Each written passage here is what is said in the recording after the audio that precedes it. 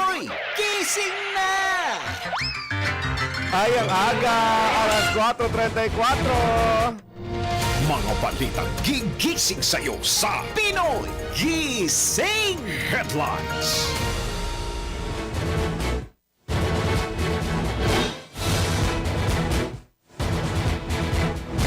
Ngayon po ay araw na po ng Thursday. Aba, 2 araw na lang. Valentine's Day na. May date ka na ba, Jay? Sorry. Bakit naging specific? May date na ba ka? Yan. Yung pala yung tanong ka. Sorry, nakatingin kasi ako kay JM balita ko, kilabot to ng... Narito po ang ating mga headlines. Pinoy Gising! Baka sabihin, sir, manda ka sa akin. Sa gitna ng umiingay na bangayan ng ilang senador at opisyal pulong sa pagitan ng gobyerno ng Pilipinas at China, ipinanawagan pa ng Chinese Ambassador. Pinoy Gising! Mosyon ni dating Senador Revilla para sa inhibisyon ng isang maestrado na sa kanyang kaso, ibinasura po ulit ng Sandigan Bayan. Pinoy Gising! Pamunuan ng LRT nagsalita na kaugnay sa pagkamatay ng estudyanteng tumalo-namano sa LRT station sa Quezon City. Pinoy Gising! Suspect sa pamaril sa isang paaralan sa Thailand, arestado. Pinoy Gising! Bagong coach ng Alas Pilipinas Women's National Volleyball Team, kilalanin. Pinoy Gising! Pinababayaran ng dati mong kasintahan. Pinababalik ang perang ibinigay niya sa'yo. May hugot! Wag NBI. Tama yan, may hugot. Yun lang yun Nako, bawal ito. Pinoy Gising! Totoo nga ba na mas mataas ang chance ang mamatay? Ano ba naman yan? Mamatay daw tayong mga lalaki. Sige, sabi rin Daniel, habi nabasa ko. Ano ba yan? Kami na naman mga lalaki. Broken heart syndrome po kaysa sa mga babae. Mamaya, let's prove it. Pinoy Gising! Palalakasin daw po ng isang global giant company ang investment dito sa ating bansa. Totoo ba yan o peke? Mamaya alamin sa Fact or Fake. Pinoy Gising! At sa showbiz, real score ni na Clea Pineda at Janela Salvador muling pinag-usapan sa social media. Isigaw na ang sigaw ng sambayanan. Pinoy Gising! Alamin na ang mga viral na balita, mga trending na pinag-uusapan, kasama ang mga taong nasa balita. Pinoy Gising! Matindi pa sa kape, maingay pa sa manok. Pinoy Gising! Talaga namang lahat gising kay Daryl Justin sa Pinoy Gising sa DWIZ News Nationwide, DWIZ News FM Regional Stations, live din online. Bango na, gising na! Pinoy Gising!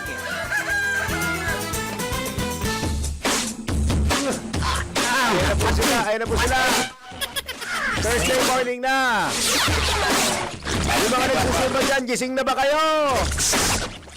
Ready na ba kayo umindak mga Zumbaers? Yan ang sinasabi ko sa inyo. Isayaw nyo na yung budots na yan. Yari ka darin, nagbudots ka.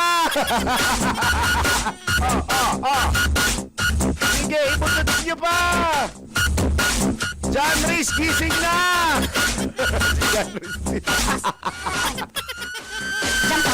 Obvious naman kung ano yung magiging maiksing banter ko ngayong umaga, no? Tunog pa lang alam na ninyo, di ba? Pero ang alam ko, naghain na si dating Senador Revilla ng not guilty plea sa kasong kinakaharap niya sa Sandigan Bayan. Ito po yung pangalawang pagkakataon na dahil yung una noon doon sa PDAF scam, ito naman yun sa flood control anomaly, sa flood control scandal. Mukhang hindi pumapanik kay Senador, sa dating Senador, ang mga kahilingan niya sa Sandigan Bayan dahil parehas na nabasura yung mga motion niya. Kasi una po, yung unang nabasura is parang siya ay nagpetisyon na maibalik po siya sa CIDG, sa PNP. That was denied. Ngayon naman, yung inhibition ng isang maestrado sa kanyang kaso, ibinasura din. Ano kaya na mangyayari dito? So, noong nakaraang weekend ata yun eh. Noong naglabasan ng mga supporters niya na nagrally dyan sa may Aguinaldo Shrine sa Cavite. Hindi ko alam kung last weekend or the other weekend pa po yun. Sabi ko nga ho, let's wait and see kung ano magiging desisyon pag nagsimula na yung proceedings at nagkaroon na ng final verdict. Dahil pag nagkaroon na ng final verdict, isa lang po ibig sabihin nun, na imbestigahan na, nasuri na, narinig na ang magkabilang panig at nagkaroon na po ng, final verdict para malaman kung talaga bang may sala o hindi si dating Senador Ramon Bong Revilla. Kung ang tanong ninyo kung akong tatanungin, I will leave it up to the authorities. Dahil the authorities, for me, would know kung ano man talaga ang nangyari sa kaso ni dating Senador Ramon Bong Revilla Jr. Ay, sorry, baka mamaya makita ako. Magandang morning po, Luzon, Visayas, Mindanao, Pilipinas. Sumasa inyo na po ang inyong paboritong Bunot Habit, Este Morning Habit sa DWIC at Channel 23. Ito na po ang Pinoy Gising. Bangon na po, bangon, wakey, gising na po tayo mga kababayan. Dire-diretso po ang ating balitaan, informasyon at kwentuhan hanggang alas 6 po yan in the morning. Ako pong bala sa inyo kahit na medyo namamalat ang boses. I will take care of you hanggang 6 in the morning. Ako po si Darrell Justin. Pinoy Gising! In punto, 20 minuto na lamang po bago mag-alas 5 ng morning. Dako na tayo sa nanggigising, nambubulabog, nambubulahaw, nanggugulat na detalye ng mga balita. Pinoy Gising! Hinimok ng top diplomat ng China ang Pilipinas na makipagtalakayan para makahanap ng paraan para maayos ang mga hindi pagkakaunawaan. Ito'y kasabay na rin ng pag-amin ng maaaring magdulot ng pagkasira ng long-term relationship ang pagkapanalo nina laban sa isang mas maliit na bansa. Ay kay Chinese Ambassador Jing Quan, batay sa kanyang pagninilay na pagtanto niyang bihirang magkita ang dalawang panig na dahilan ng halos pagtigil na rin ng political dialogue sa pagitan nila. Anya, kailangan ng agarang magbago ang sitwasyon nito lalo't wala namang may nais na mauwi ang issue sa labanan at paggamit ng puwersa na makakasira lamang sa mga relasyon ng dalawang bansa. Giit pa ng Chinese Ambassador, palagi isinusulong ng China ang dialogo at practical cooperation para masolusyonan ang mga tinatawag nilang ingay na nagpapakalat ng maling pahayag at paninira laban sa China. Nabatid na tinawag ng Chinese Embassy bilang political stunt ang inaprobahang resolusyon ng Senado na nagkokondena sa mga barat ng Chinese Embassy officials laban sa mga opisyal ng Pilipinas na nagsasalita hinggil sa West Philippine Sea. Pinoy Gising! Samantala ay pinauubaya na ng ilang senador sa Department of Foreign Affairs o DFA ang pagdepensa sa Senado at iba pang institusyon ng pamahalaan mula sa walang tigil na banat ng Chinese Embassy. Ayon kay Senate Committee on Foreign Relations Chairman Erwin Tulfo, maaaring ipatawag ni Foreign Affairs Secretary Maria Teresa Lazaro ang ambassador ng China dito sa bansa upang paalalahanan na maghinay-hinay sa kanilang mga batikos. Iginit naman ni Senador Kiko Pangilinan na sa DFA at sa Office of the President na ambola, kaya hinihikayat niyang magsalita ang mga ito para depensahan ang mga institusyon ng bansa. Ipinunto ng senador na tama ang resolusyon ng Senado dahil maliwanag na walang respeto ang Chinese Embassy sa mga institusyon ng ating bansa. Nauna nang sinabi ng embahada na political stunt lamang ang pag-aproba ng Senado sa resolusyon na kumukundena sa mga batikos ng Chinese Embassy at ipinunto nilang ang mga senador sa Pilipinas ay kulang sa kaalaman sa diplomasya. Pinoy Gising! Nananatiling matatag ang pangako ng Estados Unidos para sa seguridad ng Pilipinas lalo na sa gitna ng umiingay o lumalalang ingay ng China sa West Philippine Sea. Ayon po sa US Embassy, dahil mayroong shared values at commitment ang dalawang bansa para sa malaya, masagana at ligtas na Indo-Pacific region, ang problema ng Pilipinas ay problema rin ng Amerika. Paliwanag ni si Charde Affair Y. Robert Ewing ng US Embassy, nakasaad ang commitment ng Amerika sa seguridad ng bansa sa 1951 Mutual Defense Treaty at sa loob ng 75 taon, lalo pang tumatag ang alyansa ng dalawang bansa.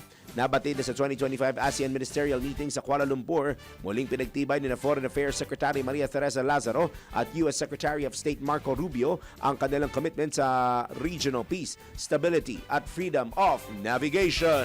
Pinoy Gising! Ibinasura naman po ng Sandigan Bayan 3rd Division ang motion ni dating Senador Ramon Bong Revilla Jr. na humihiling ng inhibition ni Associate Justice Carl Miranda sa paghawak ng kanyang mga kasong malversation kaugnay ng Umanay Ghost Flood Control Project sa Pandi, Bulacan. Sa inilabas po na resolusyon, sinabi ng Anti-Graft Court na walang merito ang motion ni Revilla.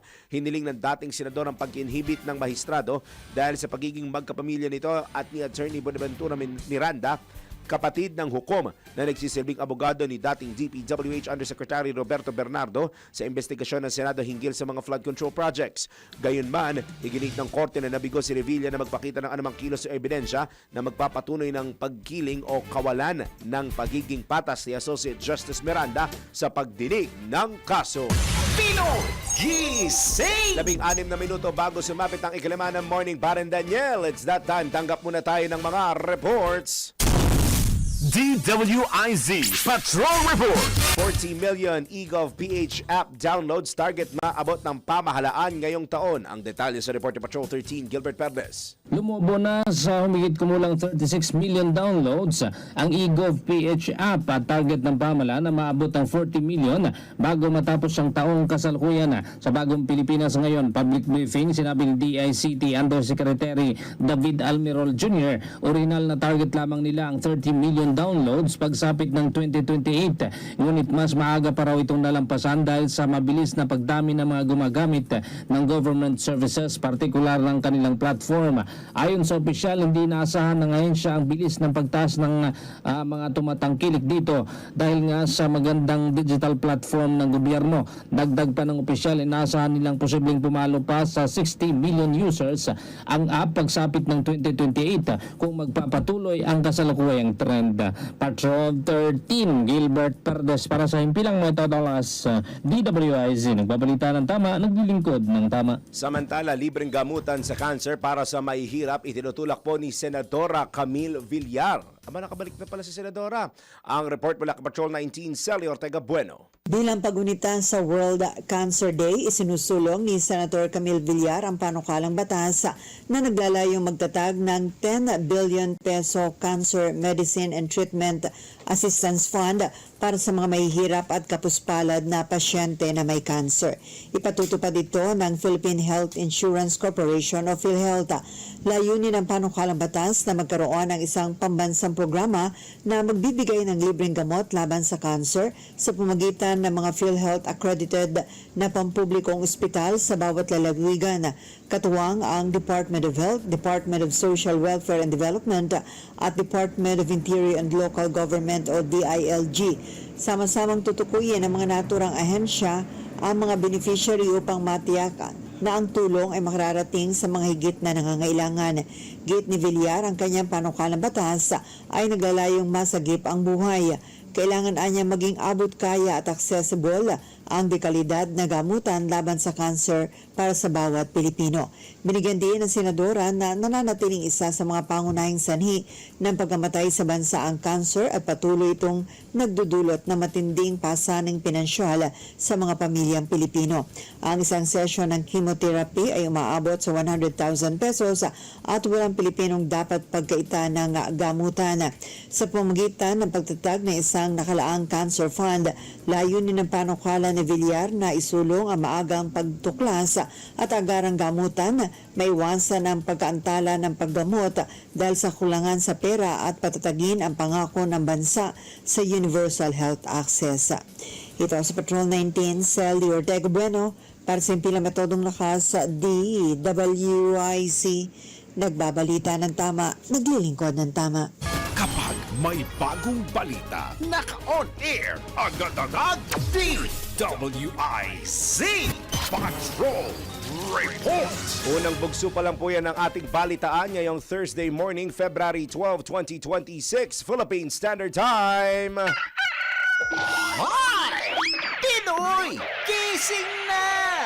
Dahil pag hindi, malamang malilate kayo. Alas 4:47 na ng morning, iba pa mga balita sa pagbabalik ng Pinoy Gising. Gising! Tuloy-tuloy po ang ating balitaan sa Pinoy Gising sa DWIZ at Real Channel 23 sa oras natin na 8 minuto na lamang, ilang segundo at 8 minutes na lamang po bago mag-alas 5 ng AM. Narito ang ulat mula sa ating Metro Patrol. Metro Patrol Reports! Kanina pa ako naririnig nito at sasabihin niya, kinulang na naman ako sa salabat. Ang inaabangan ng sambayanan, price monitor Shoring at Ulam Tips. Nag-ikot ang ating palengke queen sa Bagumbong Market, North Caloocan at Karuhatan Market dyan sa May Valenzuela. Narito na po ang ating Yusek. Mas gusto niya raw yung Undersecretary. Yan, Undersecretary Mama Beth Samson. Yusek, magandang umaga. Yes, although it's not a good morning today, narinig mo naman yung boses ng inyong ina. Ayun na nga. Hindi ko naman kayang tiisin yung ating mga nakikinig dahil alam kong umaasa sila na bigyan natin sila ng ulam You- tips at presyo kung saan sila bibili. You and Mahal na me mahal alike. ko ang mga tagapakinig natin, lalo na yung mga taga-subaybay mo, Daryl. Ayan, patuloy ang pagtaas ng bigas 40 na yung pinakamababa hanggang 70 na dati meron 32, di ba? Binabalita natin 32, 36. Wala na yun. 40 na yung pinakamababa sa dalawang palengke na pinuntahan ko na yan. Samantalang ang kasing pigi laman ay 350 pesos at ang ribs 330. Ang giniling ganun din 350 samantalang ang liempo 380 at ang manok 190 hanggang 200 kada kilo. Sa isda naman ang bangos 240 hanggang 320 depende sa laki. Ang galunggong 280 at 300. Ang sabi tong linggong to ay medyo bababa daw ang galunggong. Ang tilapia 160, alumahan, talakito at espada 300. Dalagang bukid bisugo 300 hanggang 320 samantalang ang maya-maya ulo pangsigang sa miso 200 at ang laman pampirito 260. Ang puset 350 hanggang 400 kalawang na yan. Ang hipon depende rin sa laki at may tingi 200, 350 hanggang 600. 100 piso naman yung sa isang maliit na platito. Ang sapsap 200, asuhos 320. Sa gulay mababa ang gulay. Ang repolyo 70, 60 naman ang kilo ng pechay. Sayote 40 na lang yan. Ang patatas at carrots 80 pesos. Ang chicharo 200 pesos, ang celery 120 pesos na lang. Ang red at green bell pepper 160 pesos kada kilo, samantalang ang Baguio beans 80. May spinach na rin 50 per small pack. Kamatis 60, ang sibuyas na pula at sibuyas na puti parehong 120 per kilo at ang bawang 140. Ito na inaasahan ng ating mga listeners para sa ulam tips sa Pinoy Gising.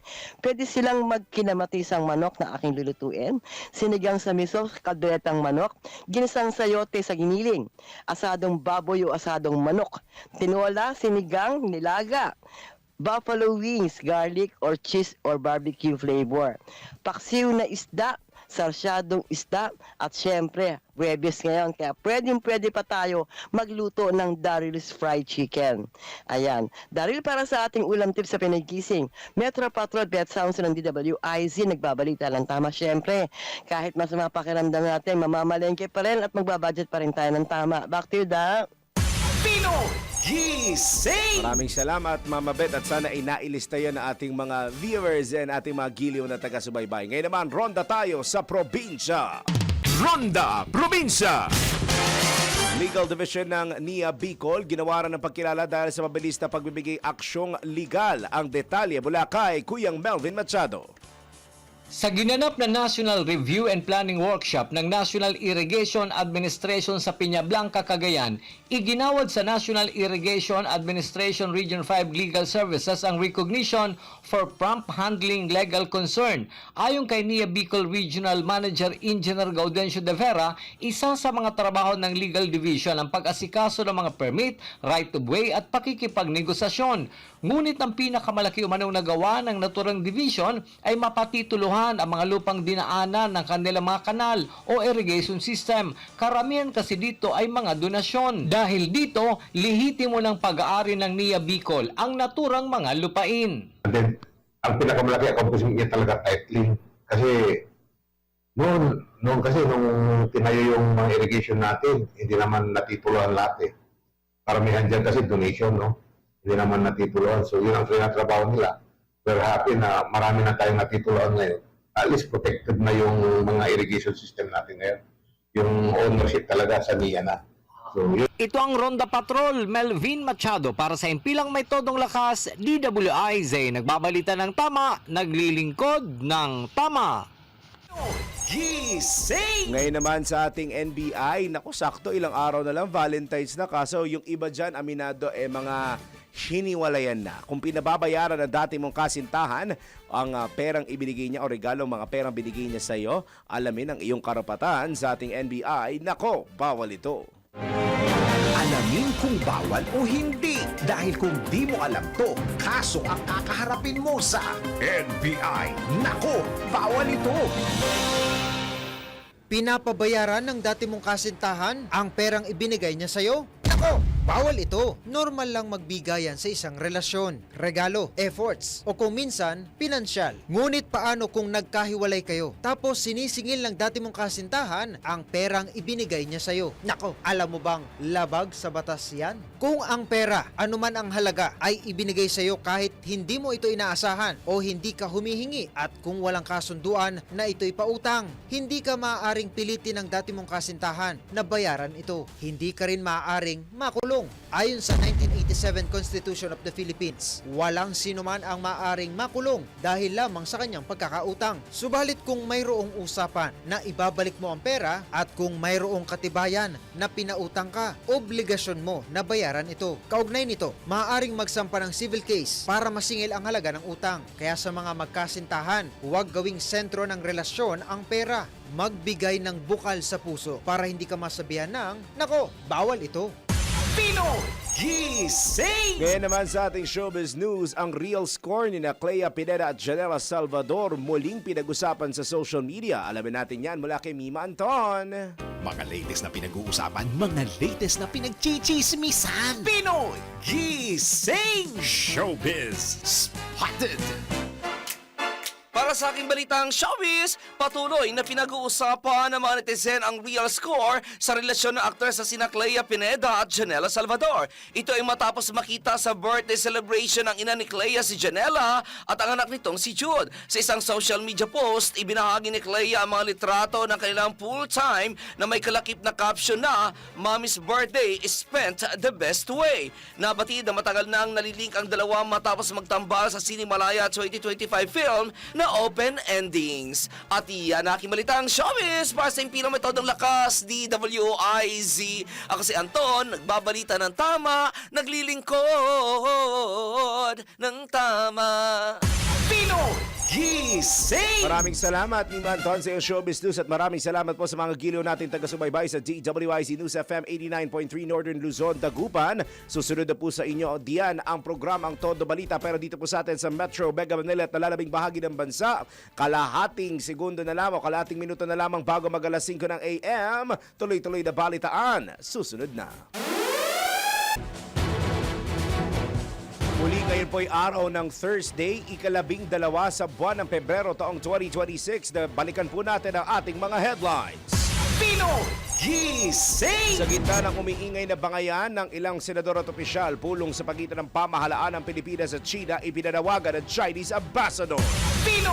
Gising! Mosyon ni dating Senador Revilla para sa inhibisyon ng isang maestrado sa kanyang kaso, ibinasura ng Sandigan Bayan.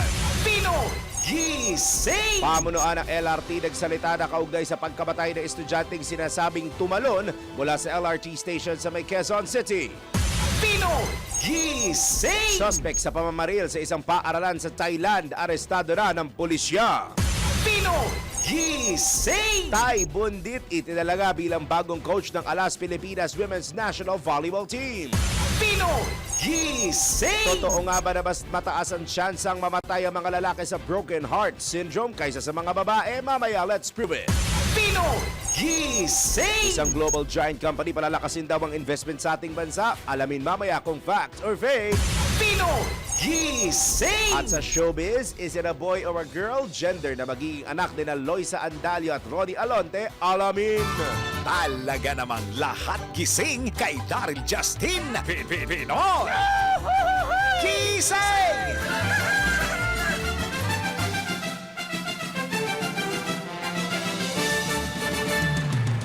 4 na minuto na po, 4 minutes na makalipas ang alas 5 na magandang Thursday morning. Yahoy! Nakuha na ulit natin ang iba pang detalye ng mga balita.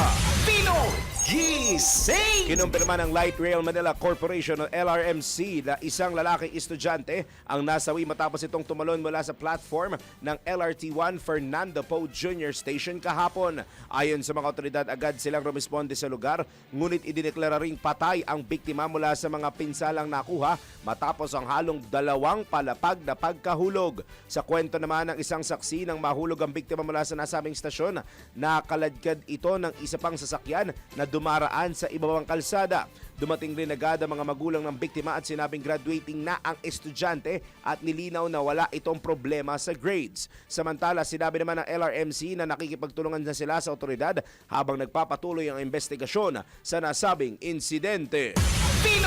Gising! Idineklara na po ng Sandigan Bayan 6th Division si dating Congressman Zaldico bilang fugitive from justice kung saan nahaharap siya sa kasong non-bailable malversation kaugnay sa maanumalyang flood control projects. Ayon po sa korte, hindi siya maaaring lumahok sa anumang pagdinig at hindi rin maaaring humiling ng anumang judicial relief hanggat hindi siya kusang sumusuko. Nilinaw ng korte na may hiwalay na kasong graft at ang dating kongresista sa Sandigan Bayan 5th Division na una nang nagdeklara sa kanya bilang pugante. Iginit din ng korte na hindi maituturing na credible threats ang mga social media posts na sinasabing nagbabanta sa dating kongresista. Sa ngayon, nananatili sa ibang bansa si Ko mula pa noong Hulyo ng nakaraang taon at naghain ng petisyon sa Korte Suprema para questionin ang kanyang indictment. Gising! Sa kaugnay na balita, nagsumite na ang National Bureau of Investigation o NBI na mga karagdagang dokumento sa International Criminal Police Organization o Interpol kaugnay ng hiling nitong maglabas ng red notice laban sa dating congressman na si Zaldico.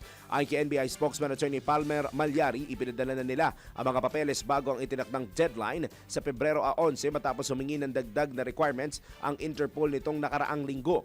Hinihintay na lamang anya nila ang magiging desisyon o disposisyon ng Interpol hinggil sa kanilang red notice request laban sa dating kongresista. Nauna nang humiling ng NBI ng red notice laban kay Ko nitong December 2025 matapos ideklara ng Sandigan Bayan bilang fugitive from justice ang dating kongresista kaugnay ng mga kasong malversation at graft sa sinasabing 289 million pesos substandard road dike project sa Nauhan Oriental, Mindoro.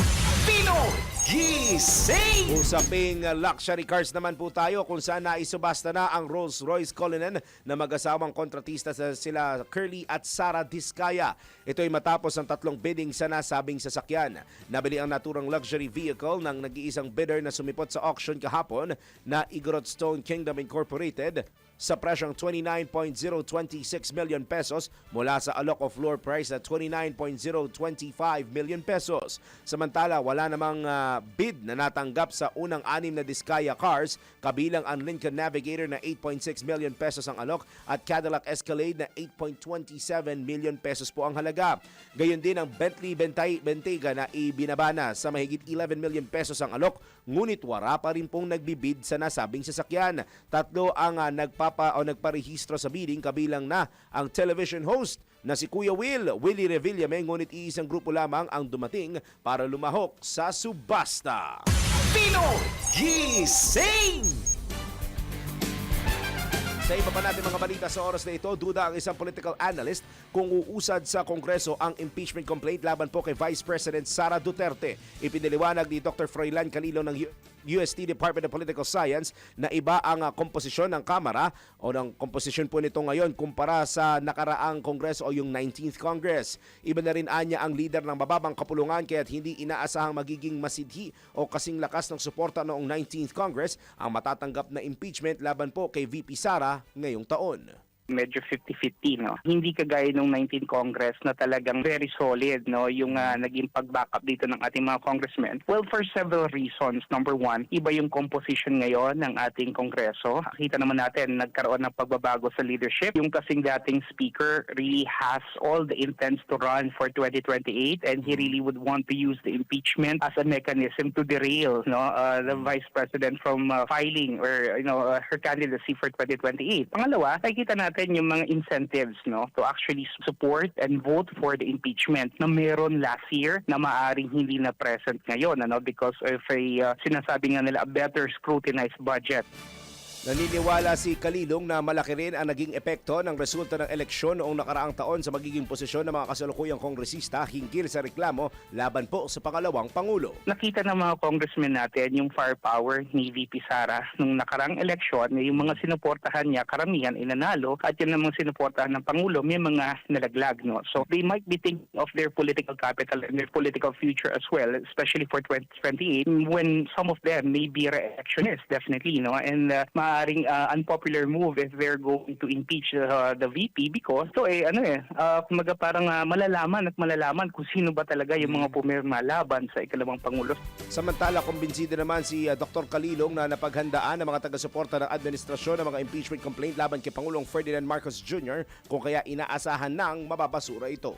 When we file impeachment complaints, we need to look at the veracity and the validity of the complaints first and foremost before the political color behind it. And I think ito yung hindi nakita, at hindi talaga binigyan ng pagkakataon. So, I think it's something that was carefully orchestrated also by the supporters of the president. Kaya nga itong ang pagbasura dun sa impeachment complaint laban sa kanya is something that we really expected. Yan po ang tinig ng political analyst na si Dr. Froilan Kalilong sa panayam ng DWIZ.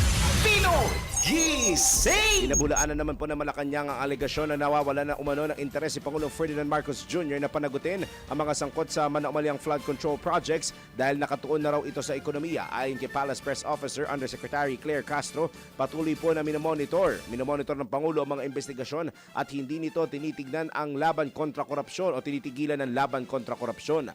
Dagdag pa ni Undersecretary Castro, sabay na inaasikaso ng Pangulo ang pagpapanagot sa mga may sala at ang pagpapasigla ng ekonomiya upang matiyak na nalilinis ng pamahalaan habang napapabuti ang kabuhayan ng mga Pilipino. Pinoy Gising! Sa iba pa natin mga tampok na balita sa oras na ito, ipinag-utos ni Public Works Secretary Vince Dizon ang mahigpit na pagpapatupad ng no obstruction policy sa buong kahabaan ng Maharlika Highway mula Apari hanggang Mindanao. Kasunod ito ng mga ulat na ginagawang paradahan ang ilang bahagi ng highway sa Samar. Ayon kay Secretary Dizon, nakikipag-ugnayan na siya sa Department of Transportation at Department of the Interior and Local Government, DOTR at DILG para sa istriktong enforcement lalo na't inaasahan ang dagsa ng mga pahiyahero ngayong darating na mahal na araw. Pinatitiyak din anya sa lahat ng DPWH regional offices na tapos na ang lahat ng reblocking at road repairs bago matapos ang Marso kung saan kailangan completely passable at walang ginagawang kalsada sa mismong panahon ng bakasyon. Binigyang diin ni Secretary Dizon na tututukan din nila ang pagsasaayos sa mga drainage system sa Maharlika Highway para tuldukan ang problema sa pagbabaha. Pinoy Gising! Inaasahan na raw po ng Malacanang ang pagbaba naman ng posisyon ng bansa sa pinakahuling Corruption Perceptions Index kung saan bumaba sa ika-120th place ang Pilipinas mula sa dating 114. Lamang po yan halos sa buong 182 nations po ang pinag-uusapan natin dito sa Corruption Perceptions Index. Ayon kay Palace Press Officer Undersecretary Claire Castro, natural lamang ang ganitong resulta bunsod ng malawakang investigasyon sa korupsyon sa pamahalaan. Anya, bahagi ito ng layunin ng Pangulo na linisin ng mga irregularidad sa mga nagdaang administrasyon. Giit ni Yusek Castro, tuloy-tuloy ang pagsisiyasat at pagpapanagot sa mga sangkot sa katiwalian. Pinoy Gising! Dako tayo sa mga balita natin tungkol sa mga kongresista. Binigyang diin po ni House Deputy Minority Leader at ACT Teachers Party List Representative Antonio Tino na si Batangas Representative Leandro Legarda Leviste ang dapat na magsapubliko ng text messages o palitan na mensahe ni na Pangulong Ferdinand Marcos Jr. at dating Presidential Legislative Liaison Officer Undersecretary Adrian Bersamin hinggil sa issue ng kickback sa flood control scandal noong December 2024 hanggang July 2025. Sinabi ni Tino na si Leviste ang dapat na magsiwalat ng mga ebidensya o mga mensahe dahil siya umano ang makapagpapaliwanag ng records at kung papaano niya nakuha ang mga ito. Ang naturang text ay alam na anya ng iba pang mga opisyal ng mga lokal na pamahalaan at maging ng ilang kongresista, partikular daw si Caloocan City Representative Edgar Egay Irice. Bukod pa dito, akusa rin umanong inalok ni Leviste sa Makabayan Block ang naturang impormasyon kabilang ang umano'y 8 billion pesos delivery mula kay dating Yusek Roberto Bernardo kung saan may naiparating umano sa Pangulo na nag-reply ng okay. Batay sa naging post ni Viste, posible ito ang dahilan kung bakit pinakiusapan siyang mag-abroad. Nilinaw naman ng nasabing kongresista na hindi siya maglalabas ng panibagong pahayag at ibatay na lamang sa kanyang mga nakaraang mga post. Pinoy Gising! Tiniyak naman po ni House Committee on Justice Chairperson at Batangas Representative Jervin Luistro na dadaan sa masinsinang deliberasyon ang mga impeachment complaint laban po kay Vice President Sara Duterte. Ayon kay Representative Luistro, gagamitin ng Kamara ang parehong constitutional standards at mga parameters na ipinatupad sa mga naunang impeachment complaints laban po kay Pangulong Ferdinand Marcos Jr. Iginiit ng kongresista na kanila ring tutukuyin kung sufficient in form and substance ang mga batayan sa reklamo laban sa pangalawang Pangulo. Nilinaw ni Representative Luistro na wala pang jurisdiction ang Justice Panel sa reklamo hanggat hindi pa naipapasa sa kanila o naipapasa sa kanila sa ng plenaryo ang alinman sa tatlong reklamo. May 10 session days o hanggang March 2 pa niya ang Office of the Speaker upang maisama ang mga impeachment complaint sa order of business bago ito maipasa sa komite. Hindi naman iniaalis ni Representative Luistro ang posibilidad na kapag nabigong kumilos sa itinakdang panahon, maaaring umiral ang desisyon ng Korte Suprema hinggil sa timing ng impeachment. Pinoy Gising! Sa oras po natin na 15 minuto, 15 minutes makalipas ang alas 5 na magandang Thursday morning. Narito at alamin na natin ang latest sa lagay ng panahon. Pinakahuli, pinaka-latest, pinaka-napapanahon. Whether we like it or not, ito ang magiging DWIZ Weather Report. Mula po sa Pag-asa Weather Forecasting Center, nasa linya po natin ang kanilang weather specialist na si Miss Lori De La Cruz. Miss Lori, magandang morning po. Good morning at sa lahat ng ating mga kababayan. May mga pag-ulan pa rin ngayon sa Eastern Visayas, Western Visayas, Bicol Region at maging sa Quezon Province, Romblon, Marinduque at Oriental Mindoro dahil sa epekto ng shear line. Samantala, sa Caraga at Davao Region, asahan natin ang mga pag-ulan dahil sa easterlies. Dito naman sa Cagayan, Cordillera Administrative Region at maging Aurora, asahan natin ang maulap na papawari na may mahihinang mga pag-ulan dahil sa amihan.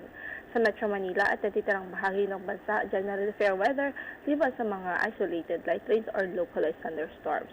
Wala rin po tayong bagyo na minomonitor ngayon sa loob ng ating area of responsibility.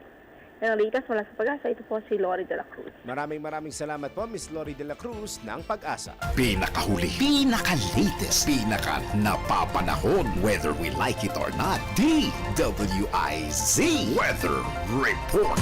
Pinoy Gising! Sa pagkakataong ito, paring Winer, tanggap tayo ng mga report. PNP-ACG pinalalakas ang AI at Digital Forensics Control online love scams. Ang detalye mula kay Patrol 13, Gilbert Perdes. Pinalalakas ng PNP-ACG o yung Anti-Cybercrime Group ang kanilang kakayahan laban sa dumaraming online scams, lalo na ang love scams na gumagamit ng artificial intelligence at deepfake technology. Itong sinabi ni PNP-ACG spokesperson Police Lieutenant Wallen May Arancilio sa Bagong Pilipinas ngayon, ilang araw bago ang Valentine's Day. Ayon kay Arancilio, gumagamit ang ahensya ng Advanced Digital Forensic Tools upang mas mabilis na matukoy ang mga larawan, video at audio na kumakalat online na sinasabing peke o minanipula. Hindi naman anya tinukoy o hindi naman matukoy ngayon ng opisyal ang eksaktong mga kagamitan, ay tiniyak din naman niyang moderno ang teknolohiyang ginagamit nila sa kanilang mga investigasyon. Samantala, nilinaw ng ahensya o ng ACG na ang love scam at iba pang online na panloloko ay walang pinipiling panahon. Paalala nila sa publiko na mag-ingat sa mga kausap online at lalo na yung mga biglang nagpapakita raw ng matinding interes, umiiwas sa video call at kalaunan ay hingi ng pera o personal na detalye. Patrol 13, Gilbert Perdes para sa Himpinang May Todong Las, DWIZ. Nagbabalita ng tama, naglilingkod ng tama. Pinoy Gising! Mula Malacanang diretso tayong Senado. 20 hanggang 25 milyong Pilipino na nagsusugal sa mga legal at illegal na online gambling platforms. Alamin natin detalye niyan mula kay Patrol 19, Celia Ortega Bueno. Aabot sa 20 hanggang 25 milyong Pilipino ang nagsusugal sa mga online gambling platforms. Higit kalahati ay sa mga legal na platforms at ang iba pa ay nasa mga illegal o hindi rehistrado sa PAGCOR. Ito ang report ni PAGCOR Chairman and Chief Executive Officer Alejandro Tenco nang tanungin ni Senator Sherwin Gatchalian sa pagdinig ng Senate Committee on Games and Amusement.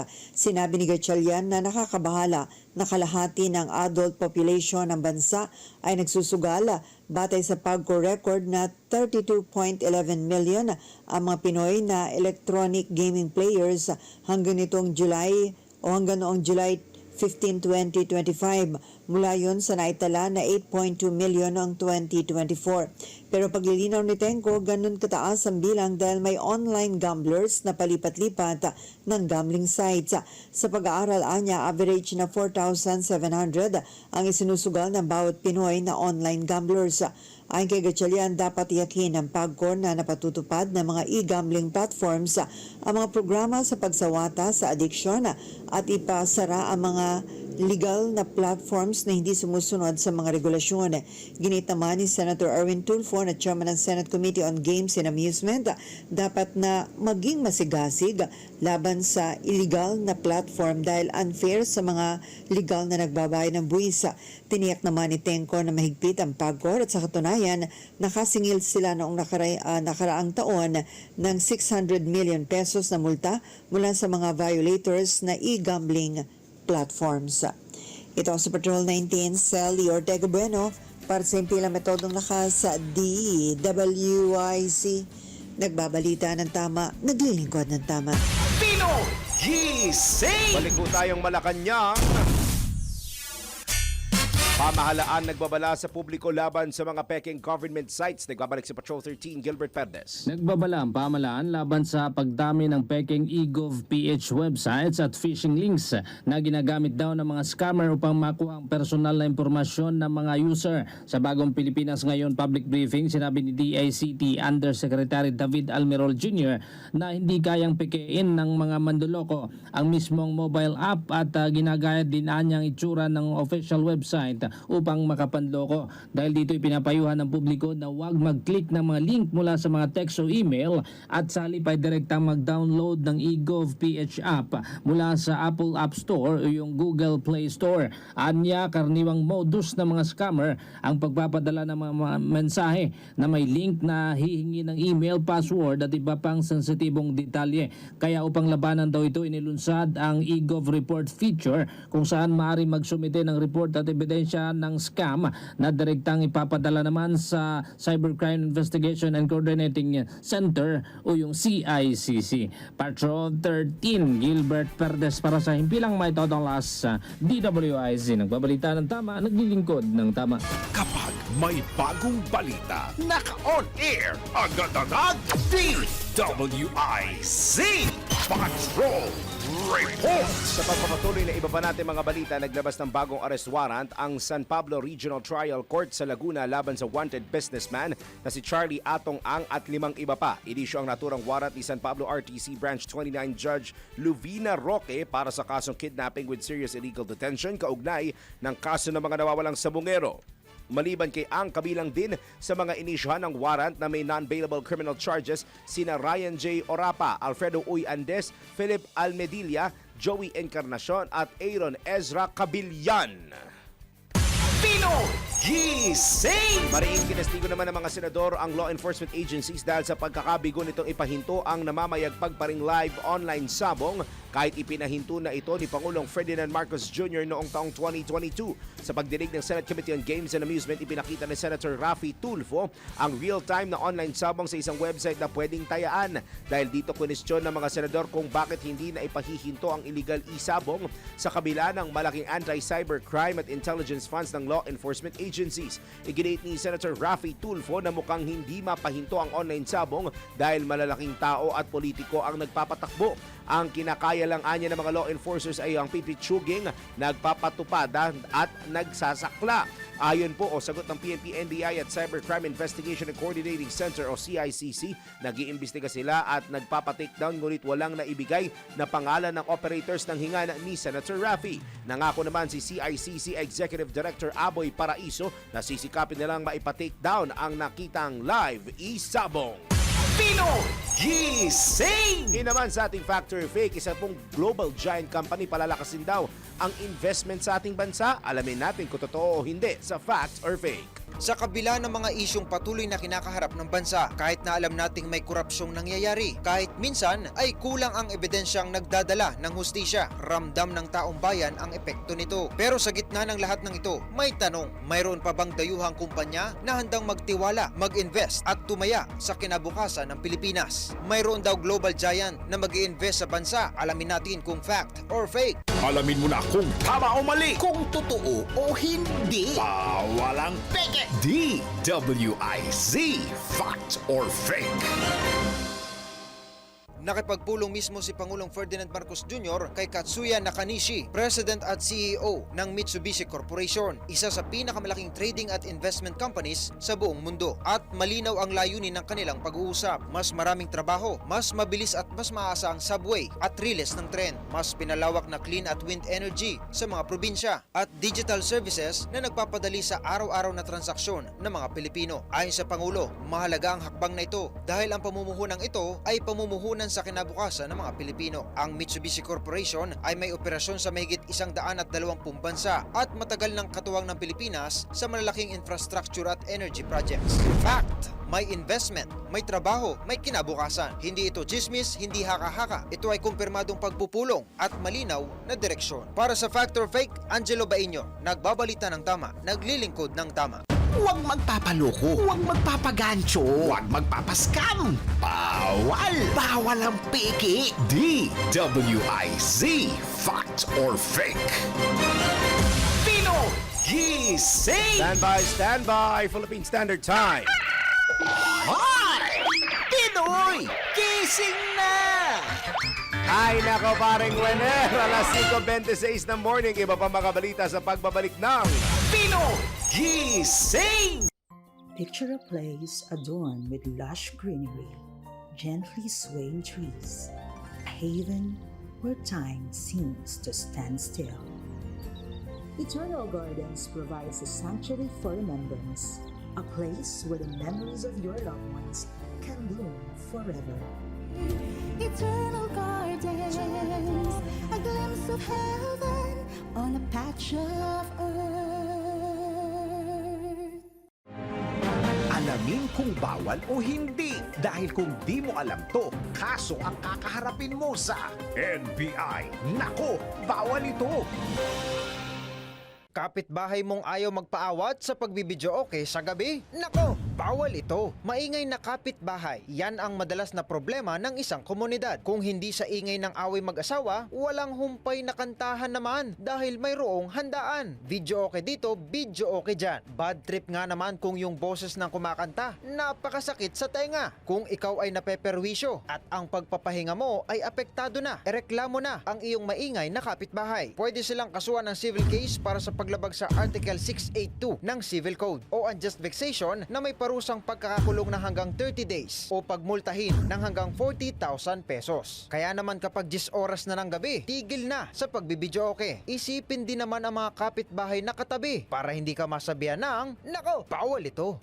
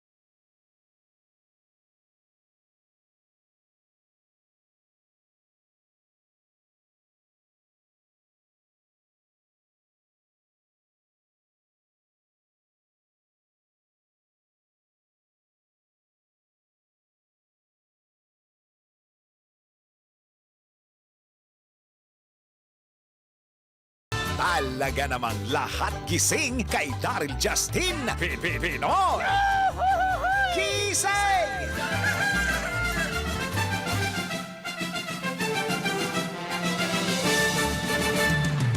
Ayan, naka-ahem na ako nung break sa oras po natin.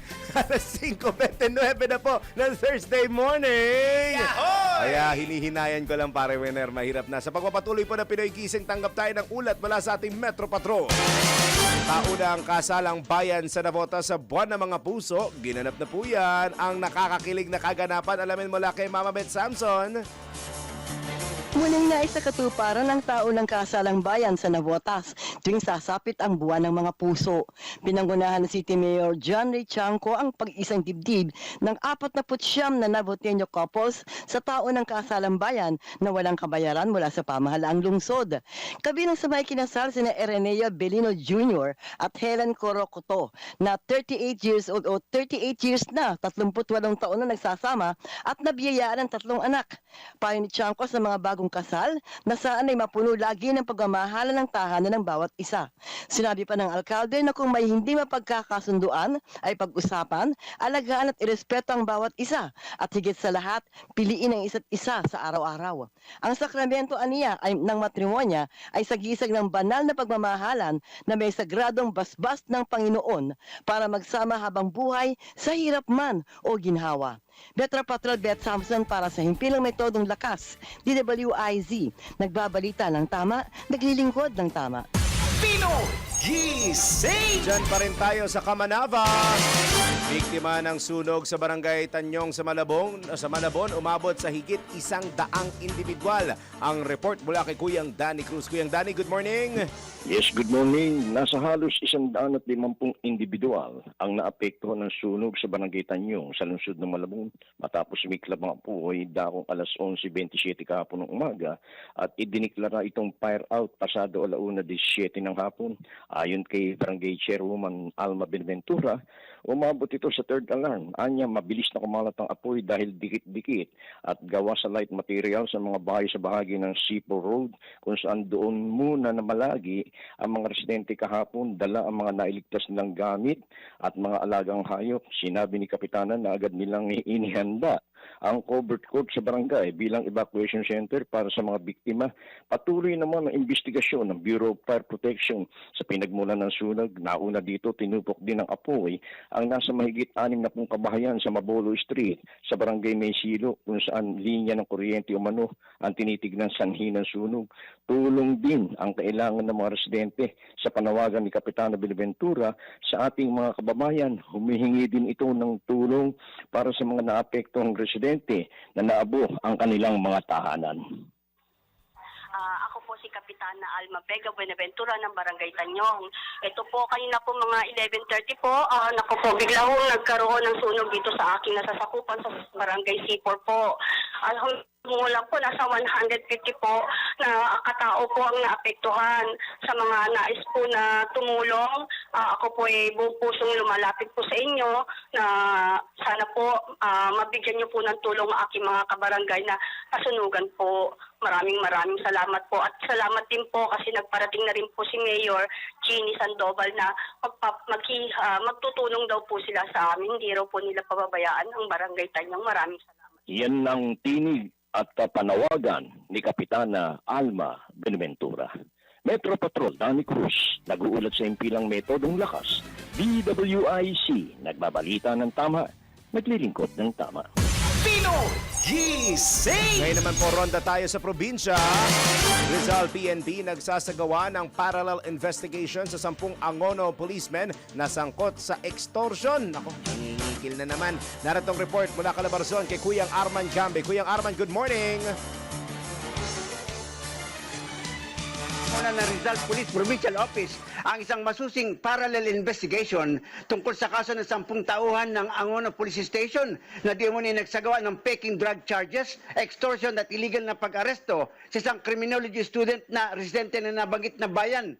Sa panayam ng DWIC kay Police Colonel Eliazar Barber, Rizal Police Provincial Director, inatasan niya si Police Captain Attorney Villesa Rizal PNP legal officer na magsagawa ng malalim na investigasyon sa pagkakasangkot ng mga naturang pulis sa nabanggit na kaso. Ayon kay Colonel Barber, nirerespeto niya ang kinalabasan ng hatol ng NAPOLCOM laban sa 10 pulis at hindi niya ito kinokontra. Ayon pa kay Colonel Barber, ang ginagawa nilang investigasyon ay para lalong malinawan ang mga bintang sa 10 pulis na magkaroon sila ng isang maayos na proseso ng investigasyon. Arman kami mula Calabarzon, nag-uulat pa sin Pila, may todong lakas.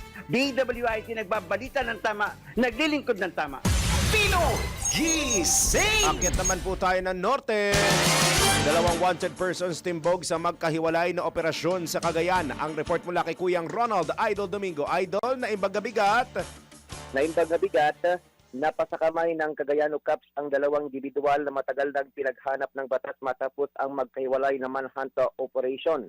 Ang unang suspect ay anaresto ng mga tauhan ng PNP Sula na kaugnay ng kaso ng prostituted murder. Para sa sabing kaso, may rekwedang piyansa na nagkakalaga ito ng 200,000 pesos. Sa kasalukuyan, nasa kustodya ng Sulana Police Station ang suspect, lalo na nasangkot din ito sa paglabag sa Republic Act 10591 o Comprehensive Firearms and Ammunition Regulation Act noong February 4, 2026. Samantala, sa hiwalay na operasyon kung saan matagumpay na naresto sa bayan ng Bagabag, Nueva Vizcaya ang isa pang akusado sa bisa ng warrant of arrest. Ang operasyon ay pinangunahan ng Alcala Police Station bilang lead unit, katuwang ang Bagabag Police Station, 1st Cagayan Provincial Mobile Force Company at Provincial Intelligence Team Cagayan South Regional Intelligence Unit 2. Ang nasabing individual, isang negosyante at residente ng naturang lugar, ay naharap sa kasong paglabag sa Section 266 ng National Internal Revenue Code na may rekwedang piyansa na nagkakalaga ito ng 12,000 pesos. Ang 2 narestong individual ay dinala sa kanilang himpilan ng pulisya para sa kaukulang dokumentasyon at wastong disposisyon habang patuloy ang pinaigting na kampanya ng Cagayano Cups laban sa mga wanted sa batas. Ito ang Ronda Patrol, Ronald Idol Domingo, nag-uulat pa simpilang may tudong lakas, DWIT, nagbabalita ng tama, naglilingkod ng tama. Pino Gising! Balik ho tayo ng Calabarzon. Isang service crew sa Rodriguez Rizal, hinold up na, pinatay pa. Nagbabalik Kuyang Arman Cambe. Kuyang Arman. Balikan na lamang natin ang report ni Kuyang Arman Cambe. Samantala sa iba pa nating mga balita, tinanggap ng International Criminal Court ang hiling ng kampo ni dating Pangulong Rodrigo Duterte na magdagdag ng mga panibagong ebidensya na gagamitin para sa nakatakda nitong paglilitis. Sa bagong ICC order, nilinaw nito na hindi kumontra ang prosecution team sa pagdagdag ng 78 ebidensya ng defense team para sa confirmation of charges hearing ng dating Pangulo. Habang pinagbigyan din ng pre-trial chamber ang prosecution na magdagdag naman ng 2 pang ebidensya na hindi rin tinututulan ng defense team. Dahil dito, inatasan na ICC ang defense at prosecution team na magsumite ng updated list ng mga ebidensya hanggang bukas Pebrero 13. Nabatid na itinakda naman sa Pebrero 23 hanggang 27 ang confirmation of charges hearing ni dating Pangulong Duterte hinggil sa kanyang kasong crimes against humanity sa International Criminal Court. Pino Gising! Sige, mukhang pwede na. Balikan natin ulit ang ating Ronda Probinsya. At narito po ang report tungkol sa isang service crew mula kay Kuyang Arman Cambe. Kuyang Arman, go! Nasawi ang isang service crew nang manlaban nito sa 3 holdupper na sumaksak sa biktima nang tumanggi itong ibigay ang dala nitong bag sa Kasiglahan Village, Barangay San Jose, Rodriguez, Rizal kahapon ng umaga. Kinilala ang biktima na si alias Justin, 30 taong gulang at residente ng Commonwealth, Quezon City. Sa investigasyon, naglalakad umano ang biktima at kaibigan nito para pumunta sa isa nilang customer ng nasabing lugar nang harangin ng 3 suspect at pilit hinihingi ang bag ng biktima. Nang manlaban at tumanggi ang binata na ibigay ang bag, dito na siya pinagsasaksak ng 3 holdupper. Matapos ang insidente, mabilis na tumakas ang 3 suspect at siya ngayon pinaghahanap ng Rodriguez Police Station. Arman Cambe mula Calabarzon, nag-uulat pa simpila may todo lakas. DWIT nagbabalita ng tama, naglilingkod ng tama. Pino Gising! Balik ulit tayo ng norte. 3 arestado sa search warrant operation sa Gonzaga, Cagayan. Nagbabalik Kuyang Ronald Idol Domingo. Matagumpay na naisagawa ng pinagsamang perso ng Gonzaga Police Station katuwang ang 4th Maneuver Force Platoon, 2nd Line Provincial Mobile Force Company ang isang search warrant operation kontra illegal na druga at paglabag sa Republic Act 10591 o Comprehensive Firearms and Ammunition Regulation Act of 2013 sa bayan ng Gonzaga, Cagayan. Bunga ng operasyon, 3 individual na pawang magkakapamilya ang naaresto matapos makumpiskahan ng inalang illegal na druga at iba't ibang uri ng armas. Nang ipatupad ang search warrant and seizure order na inisyo ng korte sa tahanan ng mga suspect, isang 30 anyos na lalaking walang trabaho, ang kanyang 41 anyos na live-in partner na isang housewife at ang kanilang 18 years old na anak na pawang presidente ng nasabing bayan. Ang operasyon ay pinangunahan ng Gonzaga Police Station alinsunod sa Republic Act 9165 o Comprehensive Dangerous Drugs Act of 2002 at Republic Act 10591 at may kaukulang koordinasyon sa Philippine Drug Enforcement Agency o PDEA. Sa isagawang maayos at mapayapang paghalugog na kumpiska ng mga operatiba ang iba't ibang ebidensya kabilang ang isang bukas na heat-sealed transparent plastic sachet na naglalaman ng ilang shabu, isang wallet sa pouch na may lamang 50 pesos, isang rolled aluminum foil at lighter, isang cylinder ng caliber 38 revolver at 3 bala nito, isang granada na nakalagay sa isang tube mask, isang caliber 38 revolver na may 5 bala na nasa loob ng isang sling bag at isang frame ng caliber 38 revolver.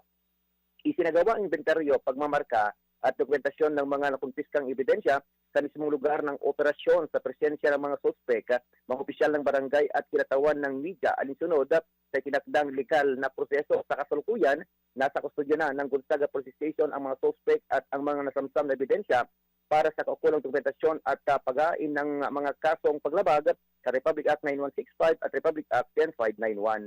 Ito ang Ronda Patrol, Ronald Idol Domingo, nagulat sa simpilang may tunong lakas, DWIZ, nagbabalita ng tama, naglilingkod ng tama. Pino Gising! Ngayon naman tayo sa Central Luzon. Mga nagreklamo at biktima ng naudlot na Santo Niño Housing Project sa Magalang, Pampanga, pinayuhang magsampa ng demanda sa DSUD. Ang detalye mula kay Kuyang Johnny Gole. Kuyang Johnny, good morning. Yes, ito nga yung naging rekomendasyon nitong si Virgilio Billy Cudya, yung dating pinuno nitong Urban Pura Affairs Office o OPAW ng Magalang, Pampanga, dito sa halos mahigit 1,000 na mga aplikante at nakabili nitong lote para dito sa itinatayong Locos Housing Project ng lokal na pamahalaan na dito sa Barangay Santo Niño sa Magalang, Pampanga na nagsimula noong 2020. Ito ayon kay Kudya ay isang mabisang paraan upang hindi maipagbili o maisanla o anumang ipapasok na transaksyon nitong tatlong nagmamay-ari nitong nasabing lupain para do sa nasabing proyekto. Ayon kay Kudya, sa pagharap niya dito sa Sangguniang Bayan na Committee on Land Use Committee ay pinayuhan niya itong mga nasabing claimants na nakapaghulog na ng pera at ayon dito sa report ay nakakolekta na itong nasabing may-ari ng lupain ng partial payment na umaabot sa 3 milyong piso ay idemanda na nila sa Department of Social o itong Housing Settlement and Urban Development o DSUD, itong nasabing may-ari ng lupain na nagbago yung isip nito kaya hindi natuloy yung proyekto. Gusto ng may-ari na itaas na yung presyo mula do sa dating pinagkasunduan ng lokal na pamahalaan at itong mga homeowners.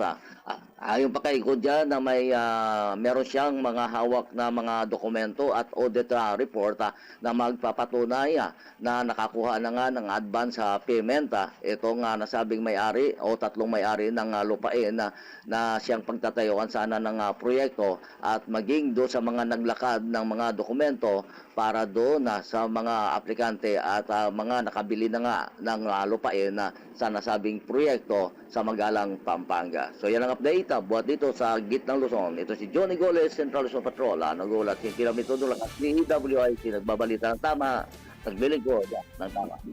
Pinoy Gising! Balik ko ulit tayo sa Norte. Isang street-level individual sa Pinig, Ilocos Norte, timbog sa bypass operation. Nagbabalik si Kuyang Ronald Idol Domingo.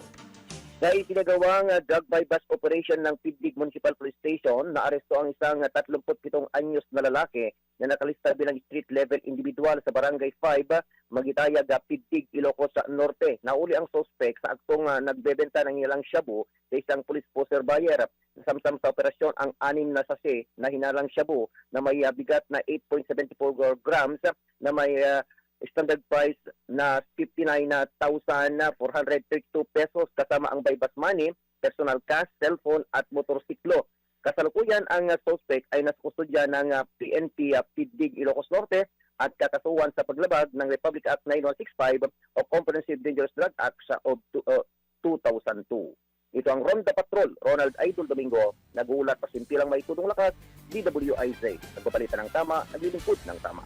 Pinoy Gising! O, standby muna at aahem ako ulit ng matindi. Philippine Standard Time. Hi! Pinoy Gising na!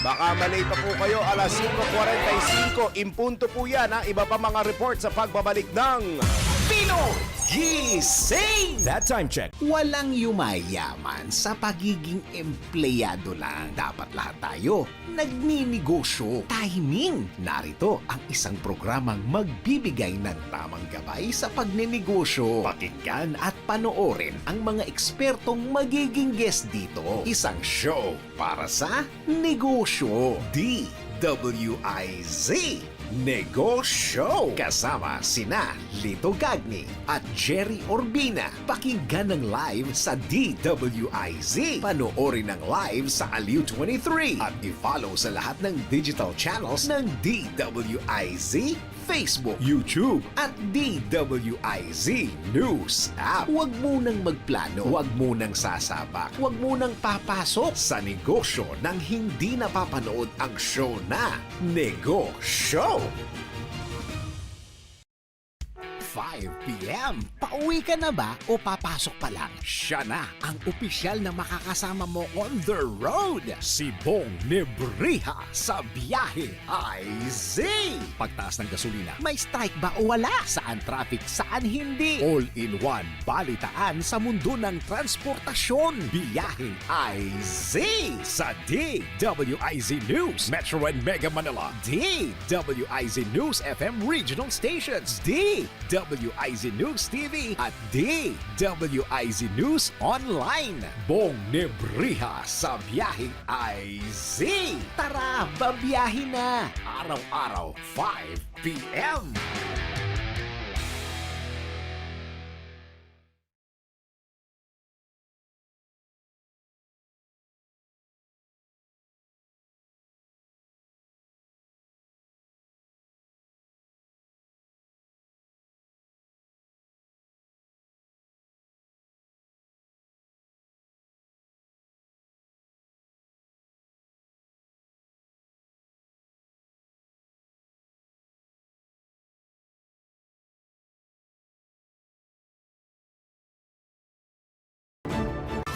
Talaga namang lahat gising kay Daryl Justin Pinoy Gising!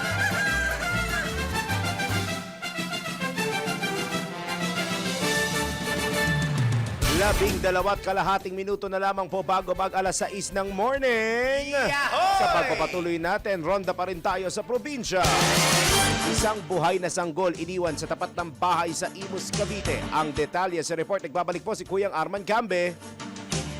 Isang kapapanganak pa lamang na sanggol ang walang awang iniwan sa tapat ng gate ng isang bahay sa Imus, Cavite kahapon ng umaga.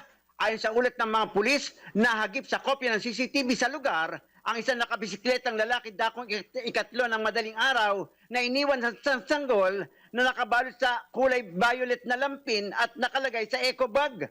Nadiskubre ang sanggol na makarinig ang mga residente sa lugar sa malakas na iyak ng isang bata. Nang puntahan nila ang pinagmulan ng iyak, dito na tumambad ang sanggol na hawak pa ang isang maliit na bote na may lamang gatas, agad na dinala ang naturang sangkol sa health center at agad naman binihisan ng mga health worker sa naturang lugar. Arman Cambe mula Calabarzon, nag-uulat pa Pila may todong lakas. DWIT nagbabalita ng tama, naglilingkod ng tama.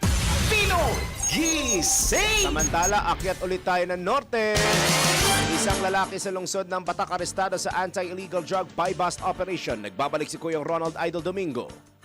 Sa isinagawang buy-bust operation ng Provincial Police Drug Enforcement Unit, na aresto ang isang 43 anyos na lalaki na residente sa Barangay 29, San Pedro sa lungsod ng Batak. Nahuli ang suspect sa aktong pagbebenta ng hilalang shabu sa isang police pusher buyer. Nasamsam sa operasyon ang 8 sachet ng hilalang shabu kasama ang mga drug paraphernalia at buy-bust money.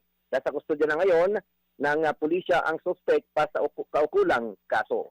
Ito ang Ronda Patrol, Ronald Idol Domingo, nagulat at simpilang may tunong lakas, DWIC. Nagbabalita ng tama, naglilingkod ng tama. Pino Gising! Samantala, balik ulit tayo ng Calabarzon. Isang panadero sa Laguna natalo ng 1 milyong piso sa sugal na scatter. Ha? Hindi pa ba nasusugpo itong scatter na ito? Kuyang Arman Cambe sa detalye. Isang 56 anyos na panadero ang nagmamayari ng isang bakery sa Laguna. Ang napag-alaman na natalo ng halos 1 milyong piso sa online sugal na scatter. Sa salaysay ni Jimbo, may asawa at residente ng ika-4 na distrito ng Laguna, nagsimula siyang maglaro ng noong 2023 kung saan tumama sa uni niyang taya siya ng 15,000 piso.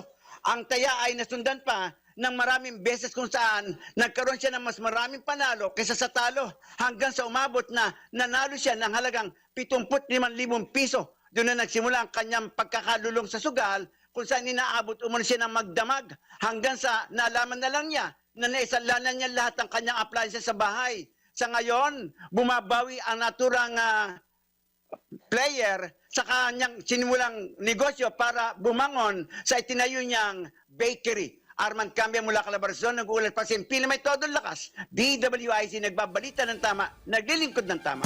Pino Gising! Pero kuling-kuling sa Pagcor, ang scatter kalat pa rin at maraming tumatangkilik hanggang sa mga panahon ngayon. Kaya ayan ang nangyayari pagka talagang itinataya at isinusugal po ang pera, lalo na kung illegal. Nako, nakakalungkot mabalitaan ho iyan. Samantala, patunayan naman natin ito kung totoo nga ba na mas mataas ang tsansang mamatay ang mga lalaki sa broken heart syndrome kaysa sa mga babae. Tara, let's prove it.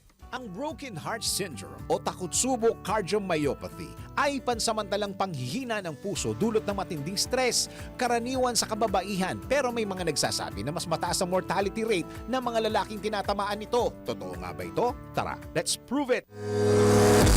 Bago maniwala sa mga claim-claim na yan, patunayan na yan sa Let's Prove It! Ayon kay Dr. Francesco Santoro, na bagamat 11% lamang ng mga kaso ng Takotsubo cardiomyopathy ay lalaki, mas malala ang kinalalabasan sa kanila, kabilang ang mas mataas na tsansa ng pagkamatay. Dagdag pa ni Dr. Mariel Jesup na ang mga babae ay 7.5 beses na mas malamang magkaroon ng broken heart syndrome, ngunit ang mga lalaki ay mas malamang mamatay mula rito.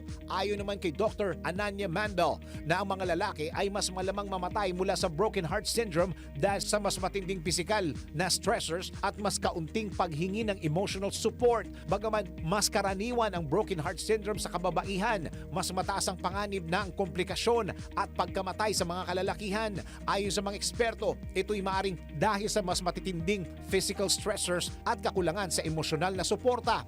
Kaya payo ng mga eksperto, huwag baliwalain ang stress. Mahalaga ang agarang medical attention at bukas na emosyonal na komunikasyon upang maiwasan ang mas malalang epekto.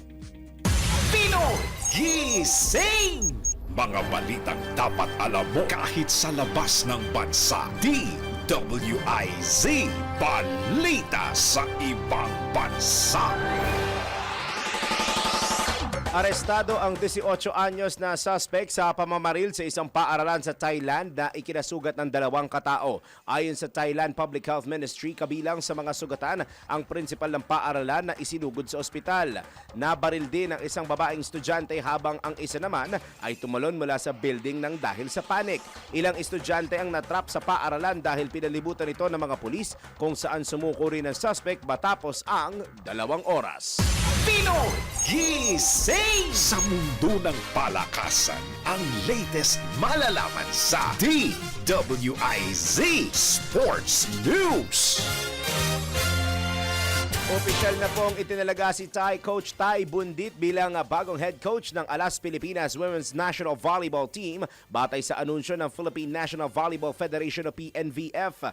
Kilala si Bundit sa kanyang matagumpay na coaching career sa collegiate at club volleyball. Pinangunahan niya ang Ateneo Lady Eagles sa 2 University Athletic Association of the Philippines o UAAP Championships at naghatid din ng maraming titulo sa Creamline sa Premier Volleyball League o PVL.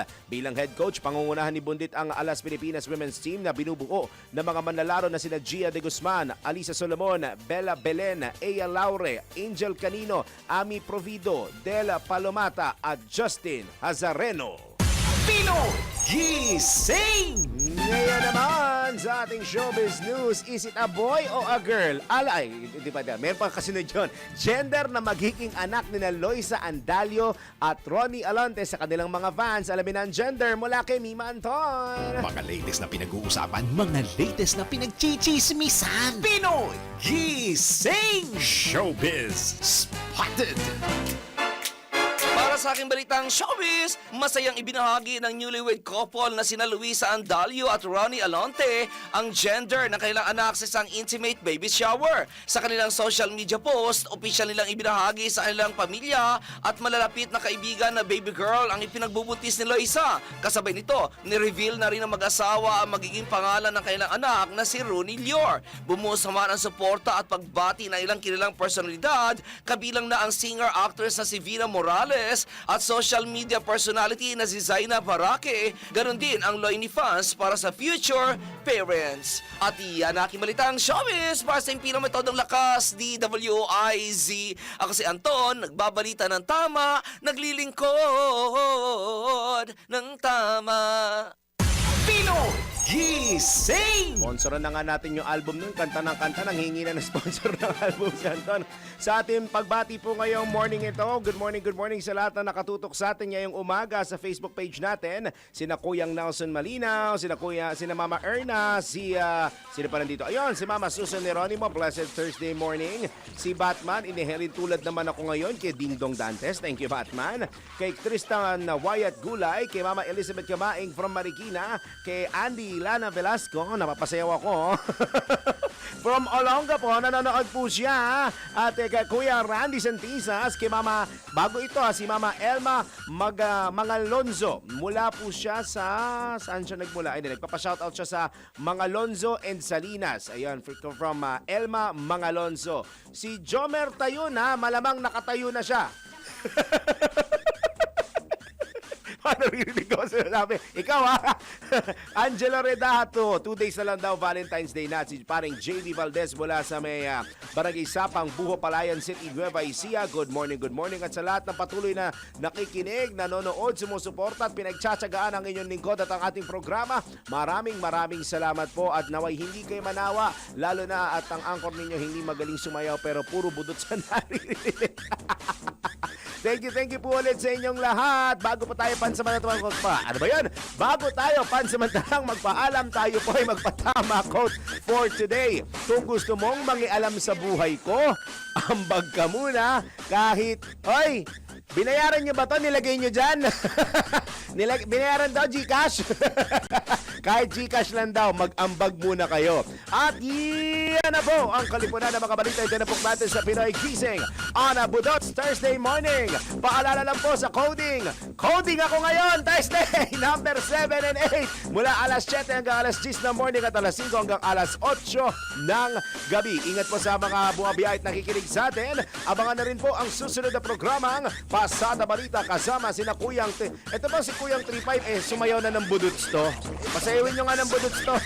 Kuyang 35, Johnny Bagues at Drew Nasido. Makalipas lamang po ilang paalala. Maraming salamat Pilipinas hanggang mamaya and tomorrow. Ako po si Daryl Justin. Nagbabalita ng tama, naglilingkod ng tama. Yeah, good morning, ha?